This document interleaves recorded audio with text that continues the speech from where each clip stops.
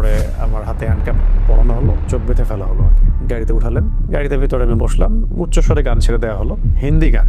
আমাদেরকে 7 দিনের জন্য গুম করা হয় এবং এমন একটা জায়গায় রাখা হয় যে জায়গাটাকে এখন মানুষ আয়নাঘর নামে বলে আর কি। এই সুযোগটা কাজে লাগিয়ে খুব সুন্দরভাবে এটাকে পালিশ করা হচ্ছিল আর কি, যে আমরা পারিবারিক কারণে মাইক্রো সহ মানে গাড়ি সহ 7 দিন আত্মগোপনে চলে গেলাম, তাই না? এটা পুরোই মিথ্যা ছিল। এটা কোনো ব্যক্তিগত ইস্যু ছিল না, এটা একটা পরিকল্পিত গুম ইস্যু ছিল আর কি। মনে হলো যে maybe this is the end of my life, my journey, my mission. তা আমার মনে আছে যে আমি কালিমা শাহাদা পড়লাম। এখানে এসে আমার হাত ধরলো যিনি, ঠিক আছে, তিনি আমাকে বললেন যে we are from DB, please cooperate. এই তো সে ভাই লুঙ্গি পড়া, তো আমি বললাম আরে ভাই লুঙ্গি পড়ছেন সমস্যা নেই, চলে মোটে ব্যাপার না, আমার পোশাক আছে ওখানে গিয়ে দিয়ে দিব। তো ও বেচারা লুঙ্গি পরে উঠে গেছে, ও লুঙ্গি পরে আয়না করে।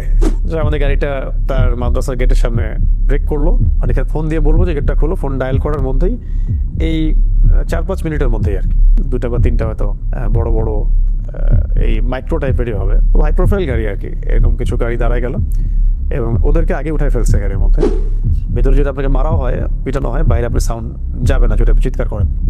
যেই খিচুড়ি আমার ওয়াইফের বাসায় খাওয়ার কথা ছিল, আল্লাহ পাক আমাকে ওই দিন সকালে মানে জুমার দিন সকালবেলা আমার সামনে যে খাবারটা আসলো সেটা ছিল খিচুড়ি। যে আমাদের লোকেশনটা ট্রেস করা হয়েছিল বাংলাদেশের একটা গোয়েন্দা সংস্থার হেডকোয়ার্টারে, যেটা আপনারা জানেন, এটা তো অনলাইনে আসছিল আর কি, এটা তো সবাই জানে কথা। তখন কিন্তু অনেস্টলি স্পিকিং যে আমাকে এত মানুষ চিনেও না। ওই সময়ে সেই 2জন ভাই এসে আমাকে বলছিলেন যে ভাই আদনান ভাই না আপনি? তা আমি বলছেন জি ভাই, আপনাকে এই জায়গায় এইভাবে দেখবো এটা আমরা কল্পনা করি নাই। কখনো বলছে যে তুমি না শাহাদাতের ওয়াজ করো, এখন কি তোমাকে ক্রস ফায়ারে দিব, শহীদ করে দিব, মানে এরকমও কথা আসতেছিল কি। তো যারা রিমান্ড করে তাদেরকে বড় ভাই বলে সম্বোধন করা হয়, আর যারা সার্ভিস দেয় তাদেরকে ছোট ভাই বলা হয়। রিমান্ড তো একটার পর একটা হচ্ছেই, প্রতিদিনে মনে হয় 1-2টা করে রিমান্ড হতো, রাত্রে 1টা করে হতো।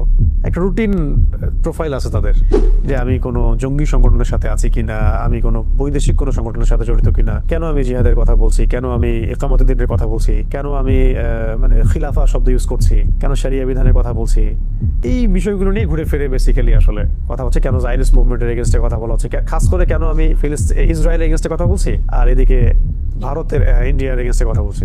আমার কাছে মনে হয় ওই 7 দিন আমি যেভাবে আল্লাহকে ফিল করেছি, এটা আমি মনে হয় আমি আমার জীবনে আর কখনো করি নাই। তিনি বলছিলেন যে তোমার এগেনস্টে 2জন আলেমের বক্তব্য আছে আমাদের কাছে। তার মানে আমরা বিষয়টা কি বুঝলাম, যে এই তাগুতি শক্তির, তাদের আন্ডারের এই গোয়েন্দা সংস্থার এবং তাদের মানে যে চেইন অফ কমান্ড, তাদের মধ্যে এমন কিছু লিঙ্ক আছে যেটা দাড়ি টুপিওয়ালা মানুষই আপনার এভিডেন্স হয়ে কাজ করতেছে, যে অমুকে জঙ্গি, অমুকে খারেজি, অমুকে উগ্রবাদী, তাদেরকে বুঝাই দিচ্ছে বেসিক্যালি এই মানে গ্রুপ অফ পিপলটাই। সারা দেশের মধ্যে অগণিত দিনী ভাই রাস্তায় নামলেন, মানববন্ধন করলেন, প্রোটেস্ট করলেন, ফেসবুকে লেখালেখি করলেন, সামাজিক যোগাযোগ মাধ্যমে লেখালেখি করলেন। দেশ তো ছিলই, দেশের বাইরেও অনেক অ্যাক্টিভিস্টরাও এটার সাথে যুক্ত ছিল। ফেস দ্য পিপলের সাগর ভাইয়ের কথা না বললেই না। দীর্ঘ সময় আমরা সেটা ওইভাবে অনলাইনে বলতে পারি নাই। তার ভূমিকা এখানে অনেক বেশি আছে। তিনি যে মিডিয়াতে এটাকে উপস্থাপন করেছিলেন, আমার স্ত্রী সেখানে কথা বলেছিলেন, তখন তো এমন একটা অবস্থা ছিল যে অনেক পরিচিত আলেমও আমাদের সাথে সম্পর্ক ছিন্ন করছে বা চিনি না এরকম বলছে। নাম বললে আপনার অবাক হয়ে যাবে যে কোন কোন আলেম এগুলো বলছে, কেন বলতে চাচ্ছি না এগুলো। যাতে তোমাকে আমরা কি করবো, ক্রস ফায়ার দিব নাকি তোমাকে ছেড়ে দিব, ছাড়লে কোথায় জানবো, কি করবো তুমি বলো। তা আমি বললাম ঠিক আছে, আমি একটা প্ল্যান করার চেষ্টা করতেছি, বের হওয়ার কোনো রাস্তা স্পিড বিডি করে যে তোমার ব্যাপারে ফেস দ্য পিপলের এত আগ্রহ কেন, তোমার ব্যাপারে সংসদে কথা হচ্ছে কেন, একদিন আসে এটা বলে চলে যায়, আবার একটা রিমান্ড আসে বলে হ্যাঁ তোমাকে নিয়ে জাতিসংঘে কথা হচ্ছে কেন, আবার আসে তোমাকে নিয়ে এত মানববন্ধন কেন।